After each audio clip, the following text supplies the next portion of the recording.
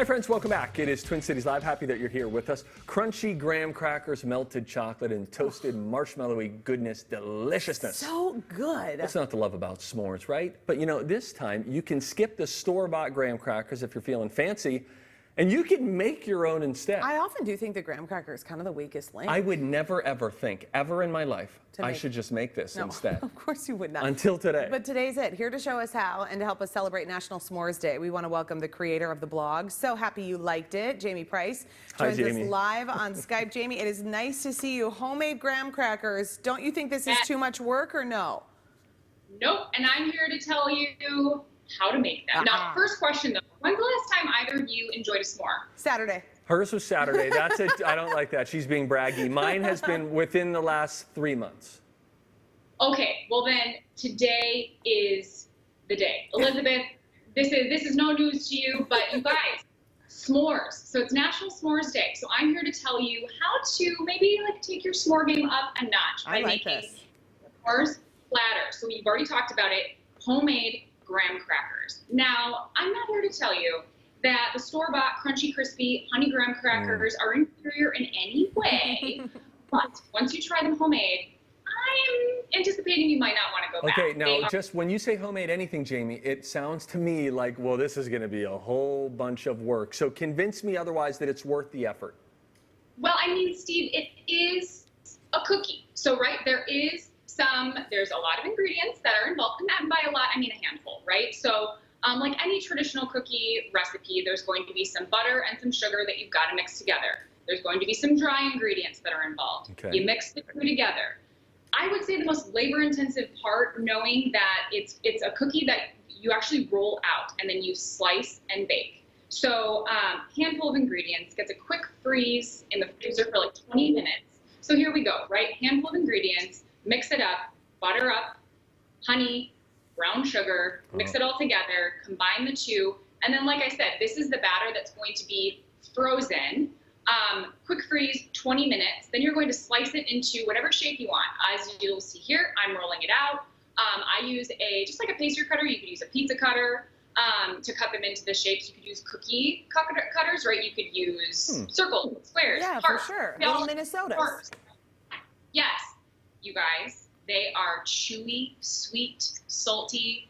They are so delicious. They're a cookie. They're a graham cookie. Okay, that's a good way of looking at that. I think I could totally do this. And I also think, Jamie, at the beginning of the summer, maybe you just make a big batch and then freeze a bunch of them. And then you've got them ready to go, just like you're pulling them out of the cabinet. Because you know when you open a box of graham crackers and then you don't use it for a while, and then when it's like mush, they get bad.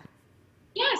I like where your head's at, and that leads me to my next point. So we are all very familiar with the rectangular bar of chocolate. You all know the one I'm talking about. That is delicious, but it's National S'mores Day, and we only have a few days left of summer. So let's kick it up a notch and talk about these homemade chocolate wafers, right? Oh. They're not too pretentious, I promise.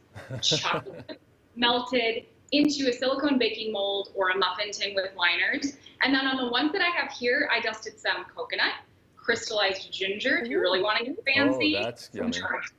You could do nuts. Now, when you guys make s'mores, you guys are both chocolate lovers, right? Yeah. I enjoy chocolate. Okay. What's your favorite, like white, milk, dark? What's your favorite type of chocolate? I like dark chocolate. I've never tried dark chocolate with a s'more, though. And I guess I'd be worried, like, does it throw the flavor profile that I'm used to off?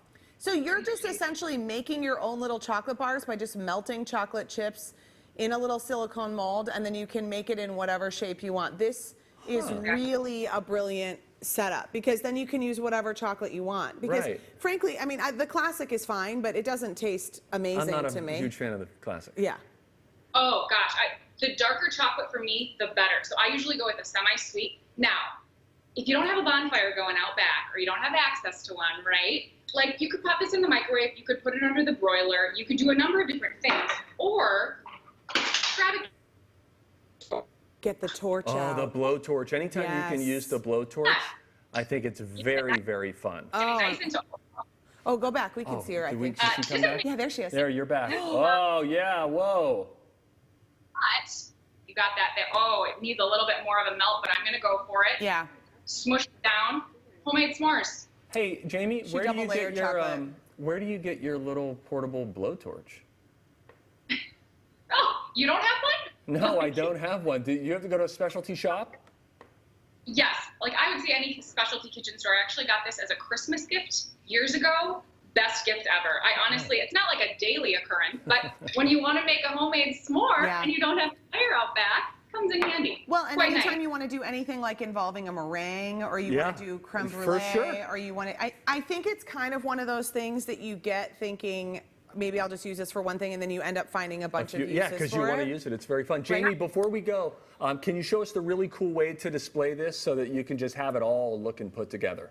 Yes, absolutely. So I have a little mini s'mores platter for one, because it's just me over here. Can absolutely kind of assemble.